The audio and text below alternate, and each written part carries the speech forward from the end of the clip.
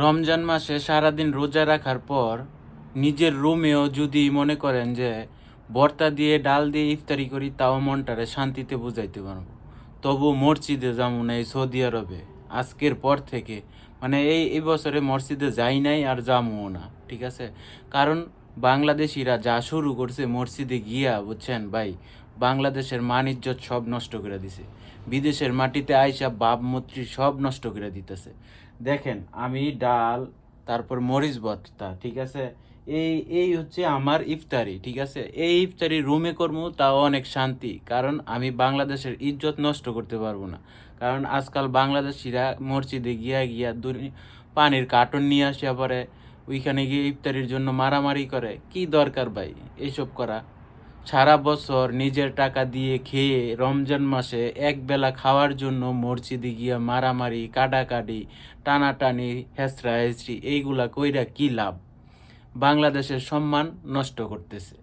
তারা একটাবারও চিন্তা করে না যে আমরা যে বিদেশের মাটিতে এইগুলা করতেছি, আমাদের দেশের তো বদনাম হচ্ছে। এটা একবারও চিন্তা করে না। এই জন্য চিন্তা করছি আর মসজিদে যাব না।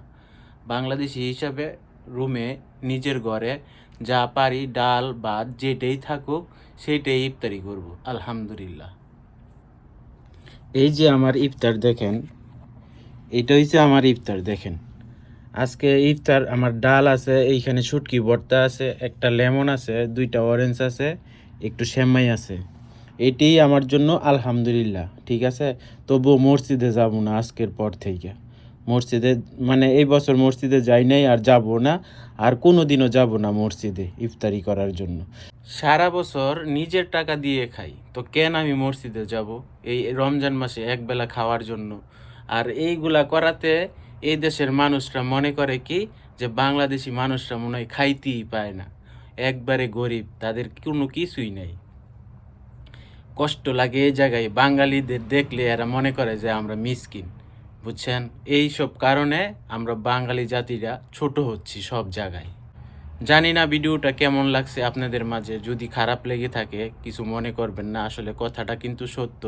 আর যদি ভালো লেগে থাকে অবশ্যই আপনার মতামত কমেন্ট বক্সে বলে যাবেন।